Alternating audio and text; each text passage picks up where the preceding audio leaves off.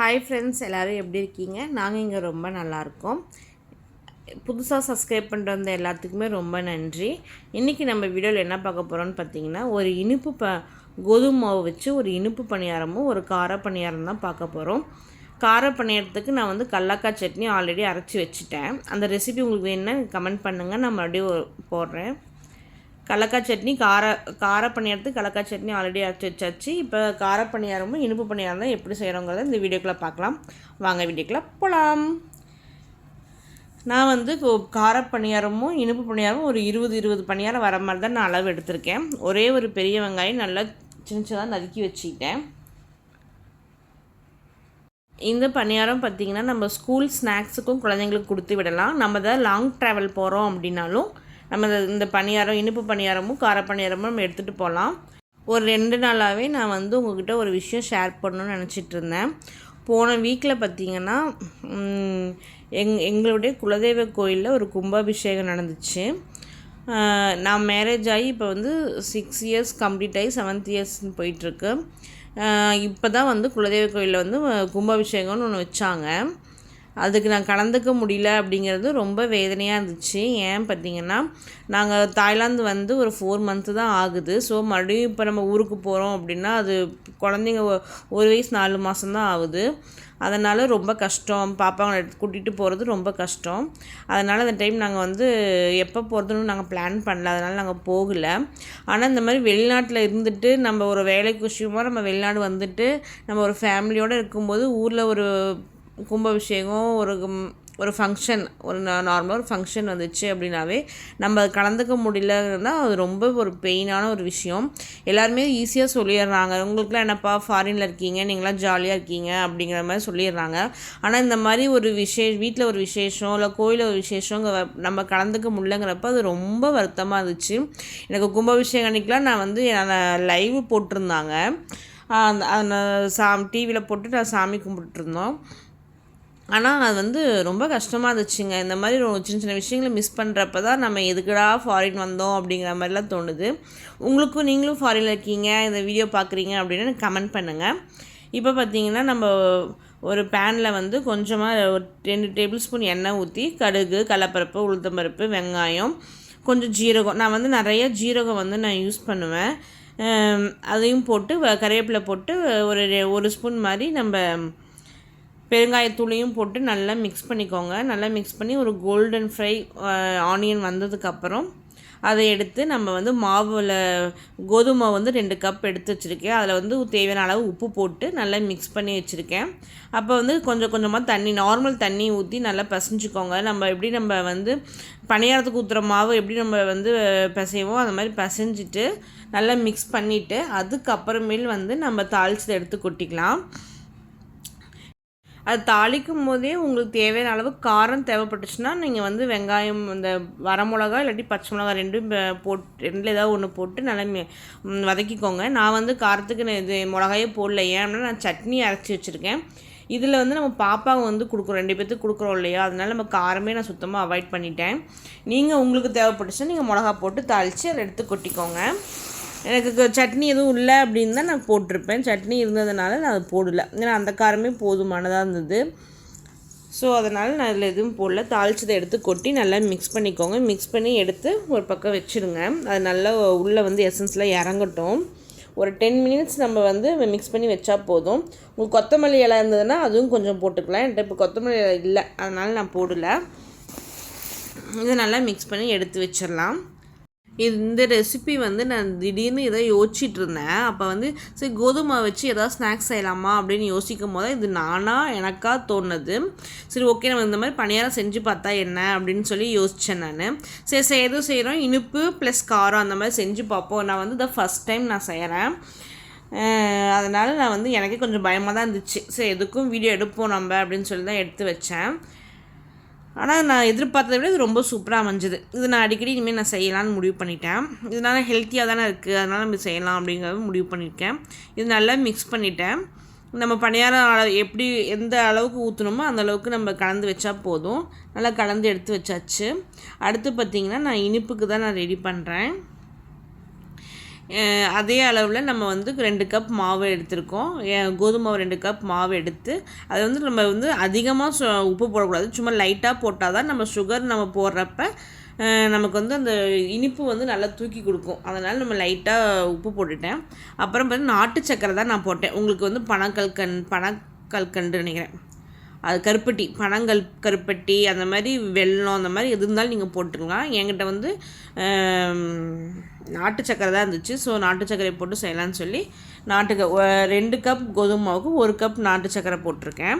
இது அதுக்கப்புறம் ஏலக்காத்தூள் வேணுன்னா போட்டுக்கோங்க. நான் அது போடல, அது நான் அந்த டைமில் நான் நினைக்கல, இப்போ தான் யோசித்தேன் நான். உங்களுக்கு ஏலக்காத்தூள் வேணுன்னா ஏலக்காத்தூள் போட்டுக்கலாம். இதுலேயே நீங்கள் வாழைப்பழமும் போடுற மாதிரி இருந்தாலும் வாழைப்பழம் போட்டுக்கலாம்.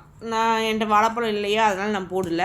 உங்களுக்கு இருந்ததுன்னா நீங்கள் போட்டுக்கலாம். போட்டால் இன்னும் நல்லா சாஃப்டாக வரும். இது நல்லா மிக்ஸ் பண்ணி, ஆனால் இந்த ஸ்வீட்டை மிக்ஸ் பண்ணுறப்ப பார்த்திங்கன்னா அது வந்து ஒரு 15 மினிட்ஸ்க்கு மேலேயாச்சும் ஊறணும். அப்போ தான் நல்லா பொசுக்குன்னு வரும்.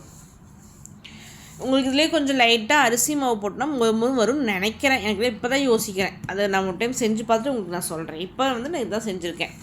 கோதுமை மாவு, நாட்டு சக்கரை அதை போட்டு கொஞ்சம் லைட்டாக உப்பு போட்டு நல்லா மிக்ஸ் பண்ணி எடுத்து வச்சாச்சு. இந்த இடம் பார்த்திங்க அப்படின்னா எதனா ஓப்பன் பிளேஸாக இருக்குது அப்படின்னு பார்க்காதீங்க. நம்மளது வந்து பால்கனியில் தான் நம்ம வந்து சமையல் மாதிரி ஒரு சைடில் வந்து கொஞ்சம் நிழல் மாதிரி இருக்கும். அந்த இடத்துல ஏசி மேலே ஃபிட் பண்ணியிருக்காங்க. அதனால் அந்த இடத்துல ஃபுல்லாக கொஞ்சம் வந்து ஸ்பேஸ் விட்டு வச்சுருந்தாங்க.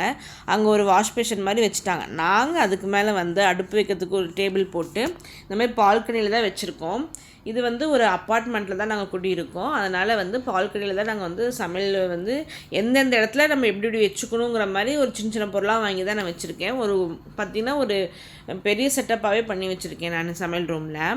அதான் சமையல் ரூம் மாதிரி வச்சுருக்கேன். ஆனால் பால்கனியில் வந்து நம்ம சமைக்கிறது எப்படி தெரியுங்களா இருக்கும், செம்ம எக்ஸைட்டடாக இருக்கும். இந்த ஒரு இடத்துக்கோசரமே நாங்கள் இந்த ரூமை காலி பண்ணாமல் இருக்கோம். ஆனால் பாப்பாங்க கொஞ்சம் பெருசானா எப்படின்னு எனக்கு தெரியல. ஆனால் இப்போதைக்கு எங்களுக்கு இது ரொம்ப கன்வீனியண்ட்டாக இருக்குது இந்த ரூமு. அப்புறம் வந்து பணியாரம் வந்து ஃபஸ்ட்டு பணியாரத்தை முடிச்சிடுவோம். பணியாரம் பார்த்திங்கன்னா இந்த கார பணியாரம் தான் ஃபஸ்ட்டு ஊற்றுனேன். ஏன்னா அது வந்து ஃபஸ்ட்டே மிக்ஸ் பண்ணி வச்சிட்டோமா, அதனால் வந்து நம்ம அதை ஃபஸ்ட்டு ஊற்றிடலாம். இப்போ தானே மிக்ஸ் பண்ணோம் இனிப்பு பணியாரம், அதை வந்து கடைசியாக ஊற்றிக்கலாம் அப்படின்னு சொல்லிட்டு பணியாரத்தை ஊற்றி நான் பாருங்கள் எண்ணெய் பாருங்கள் எவ்வளோ கம்மியாக ஊற்றுறேன் பாருங்கள். நிறையா ஊற்றலை நான். நீங்களும் அதுமாதிரி கம்மியாக நான்ஸ்டிக்னால நம்ம ஈஸியாக எடுத்துடலாம் அப்படின்ட்டு. பார்த்திங்களா பால்கனி நான் சொன்னேன் இல்லையா, பால்கனி பார்த்திங்களா, பால்கனிலேருந்து பார்த்திங்கன்னா அந்த ஹைவே ரோடு, அந்த ரோடு பார்த்திங்கன்னா நல்ல ஹைவே ரோடு, நிறைய வண்டியெல்லாம் போகும். நம்ம வந்து இந்த பணியாரம் ஏதாவது குக் பண்ணுறப்ப நம்ம வேகிற டைமில் வந்து ரிலாக்ஸாக நம்ம வேடிக்கை பார்த்தா நமக்கு மனசு வந்து ஒரு பயங்கர ரிலாக்ஸாக இருக்கும். குக்கிங்கும் நம்ம நிறையா ஐட்டம் செய்கிறோம் அப்படின்னா கூட நமக்கு வந்து ஒரு டென்ஷன் இல்லாமல் நம்ம வந்து செய்யலாம். அதுக்கப்புறம் திருப்பி பார்த்து பாருங்கள், நல்லா ப்ரௌன் கலராக வந்தோடனே நம்ம எடுத்துடலாம். இந்த மாதிரி நல்லா ப்ரௌனாக வெந்திருக்கணும். வெந்தோடனே நம்ம எடுத்துடலாம். காரப்பணியாரம் ரெடி ஆகிடுச்சு. அதுக்கப்புறம் எல்லா காரப்பணியாரமும் போட்டு நான் எடுத்துட்டேன். அப்புறமேல் பார்த்திங்கன்னா நம்ம இப்போ வந்து 2வது பேட்ச் போடுறேன். காரப்பணியாரம் 2வது பேட்ச் போடுறேன்.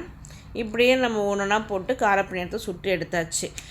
இப்போ பார்த்திங்கன்னா பாப்பாங்க 2 பேர் தூங்கிட்டு இருந்தாங்க. ஸோ அந்த தூங்குற டைமில் தான் நம்ம ஏதாவது வீடியோ எடுக்க முடியும்னு சொல்லிட்டு வீடியோ எடுத்துகிட்டு இருந்தேன். பாப்பா முழிச்சிருந்தாங்கன்னா என்னை வீடியோ எடுக்கவே விட மாட்டாங்க. ஒரு நாளைக்கு நான் குக்கிங் பண்ணிக்கிட்டே பாப்பா முழிச்சிருக்க டைமில் குக்கிங் பண்ணி வீடியோ எடுக்கும்போது பாப்பா என்னென்ன பண்ணுறாங்கிறத நான் ஒரு வீடியோவாக போடுறேன். அப்போவே உங்களுக்கு புரியும் எவ்வளோ கஷ்டப்பட்டு நான் வீடியோ போடுறேன் அப்படிங்கிறத புரியும். அதே மாதிரி இது காரப்பணியாரம் தான் சுற்றி எடுத்தாச்சு. அதாவது திருப்பி போட்டு மறுபடியும் எடுத்தோம்னா நம்மளுடைய காரப்பணியாரம் ரெடி ஆகிடுச்சு. இந்த மாதிரி நல்லா கோல்டனாக நம்ம பின்னாடியும் முன்னாடியெல்லாம் நல்லா வெந்திருக்கணும். ஏன்னா இப்போ கோதுமை வந்து நல்லா வெந்து தான் எடுக்கணும். வேகலைன்னா நல்லா இருக்காது. நல்லா ஒரு கசப்பு மாதிரி, வேகலைன்னா ஒரு கசப்பு மாதிரி வந்துடும். ஸோ நல்லா திருப்பி நல்லா வெந்து எடுத்து போடணும். போட்டதுக்கப்புறம் அடுத்து என்னதுன்னு பார்த்திங்கன்னா இனிப்பு பணியாரம் தான். இனிப்பு பணியாரம் ஒரு 15 மினிட்ஸ் நல்லா ஊறிடுச்சு. அதை நல்லா மிக்ஸ் பண்ணிவிட்டு, இனிப்பு பணியாரம் வந்து ஒவ்வொரு டைம் நல்லா மிக்ஸ் பண்ணி எடுத்தோம்னா தான் நமக்கு வந்து இந்த பஃபினஸ் கிடைக்கும்.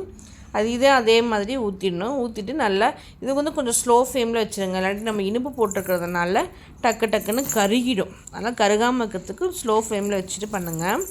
ஏன்னா நம்ம வந்து காரப்பணியாரம் செஞ்சதுனால அடுப்பு நல்லா சூடாக தான் இருக்கும். ஸோ அதனால் இனிப்பு பணியாரம் நம்ம ஸ்லோவில் வச்சோம்னா அந்த சூட்லேயும் நல்லா வெந்துடும். இதுவும் நல்லா வெந்து தான் திருப்பணும். பார்த்திங்கன்னா நல்லா ப்ரௌன் கலரில் வந்துடணும். ரொம்ப விட்டிங்கன்னா கருப்பாகிடும். அந்த மாதிரி விடாமல் நல்லா ப்ரௌன் கலரில் திருப்பி போட்டு எடுத்துருங்க. எடுத்துனா நம்மளுடைய இனிப்பு பணியாரமும் ரெடி ஆகிடும். இது சேஃப்லாம் பார்த்தீங்கன்னா கொஞ்சம் அப்படி இப்படி வரதான் செய்யும். ஆனால் வெந்ததுக்கப்புறம் நல்லா வெந்த 2 பக்கம் திருப்பி போட்டதுக்கப்புறம் சேஃப் நல்லா வந்துருச்சு. நல்லா சாஃப்டாக இருக்குது பாருங்களேன். அதான் திருப்ப கூட முடியல. ஆனால் இது நிறைய எண்ணெய் ஊற்றுனீங்கன்னா நல்லா மொறுன்னு ஆயிருக்கும். நான் எண்ணெய் கம்மியாக ஊற்றுனதுனால ஒரு சாஃப்டாக இருக்கிற மாதிரி தெரியுது. இதுவும் நல்லா வெந்துருச்சு. எடுத்துகிட்டு அடுத்த பேட்ச் நம்ம போடலாம். அந்த பேட்ச் 2வது பேட்ச் போட்டுட்டு இருக்கும்போதே நான் சைடில் பார்த்திங்கன்னா இந்த மாவெல்லாம் போட்ட பாத்திரம்லாம் இருந்தது பார்த்திங்கன்னா அதெல்லாம் கையோடு கழுவி வச்சுருவேன். இது எங்கள் அம்மாயும் சொல்லி கொடுத்த டிப்பு. நம்ம கடைசியாக முடிக்கிற டைமில் இந்த குழம்புலாம் கொதிக்கிற டைமில் சும்மா நிற்கிறதுக்கு பதிலாக இந்த மாதிரி கையோட பாத்திரம் இருந்தாலும் பாத்திரத்தை தேய்ச்சி வச்சிட்டோம்னா நமக்கு வேலை முடியும் அப்படின்னு சொல்லிட்டு. அவ்வளோதான் ஃப்ரெண்ட்ஸ், நம்மளுக்கு இனிப்பு பணியாரமும் காரப்பணியாரமும் ரெடி ஆகிடுச்சு. இதுக்கப்புறம் என்ன பண்ணோம், நம்மளுடைய டேஸ்டிங் தான். டேஸ்டிங் எப்படி இருக்குதுன்னு பார்க்கலாங்களா? ஃபஸ்ட்டு இனிப்பு பணியாரம் பாருங்கள். இனிப்பு பணியாரம் காரப்பணியாரம் நல்ல சட்னி வச்சுருக்கேன். ஃபஸ்ட்டு இனிப்பு பணியாரம் நான் சாப்பிட்டு பார்க்குறேன். சாப்பிட்டு பார்த்தோம்னா நல்லா ஸ்வீட்டாக இருந்துச்சுங்க. சாஃப்ட்னஸ் வந்து செம்மையாக இருந்துச்சு. பயங்கர சாஃப்டாக இப்படி அழுத்தும் போதே பார்த்திங்கன்னா நல்லா சாஃப்டாக இருந்துச்சு. நம்ம நிறையா சாப்பிட்டாலுமே நமக்கு நெஞ்சு கரிப்பு இல்லை. அதே மாதிரி நம்ம வந்து திகட்டலை. ரொம்ப நல்லா டேஸ்ட்டாக இருந்துச்சு. இதையே நம்ம வந்து தோசைக்கல்ல ஊற்றினோம்னா பேன் கேக் அவ்வளோதான். அடுத்து காரப்பணியாரம் சாப்பிடும்போது பார்த்திங்கன்னா அது நல்லா சாஃப்டாக எண்ணெயே இல்லாமல் லைட்டாக எண்ணெய் ஊற்றுனதுனால ரொம்ப எண்ணெய் கையில் தெரியல. சாப்பிடும்போது நல்ல ஒரு டேஸ்ட்டாக இருந்துச்சு. ஒரு டிஃப்ரெண்ட்டாக இருந்துச்சு. நம்ம எப்பயும் போல் தோசை சப்பாத்தி அந்த மாதிரி சாப்பிட நம்ம பணியாரமும் நல்லா சாஃப்டாக டேஸ்ட்டாக இருந்துச்சு. ஆனால் சட்னிக்கும் அந்த கார பணியாரத்துக்கும் செம்ம டேஸ்ட்டுங்க, அல்டிமேட்டு. அப்படியே பாப்பாவும் பார்த்துட்டு இருந்தா, அவளுக்கும் ஊட்டினேன். அவங்க எல்லாமே பிள்ளைங்களுக்கு 2 பேத்துக்குமே ரொம்ப பிடிச்சி போச்சு. ஃப்ரெண்ட்ஸ், இந்த வீடியோ உங்களுக்கு பிடிச்சிருந்தா சப்ஸ்கிரைப் பண்ணுங்கள், ஷேர் பண்ணுங்கள், ஃப்ரெண்ட் அண்ட் ஃபேமிலிக்கு ஷேர் பண்ணிக்கோங்க. தேங்க்யூ ஃபார் வாட்சிங்.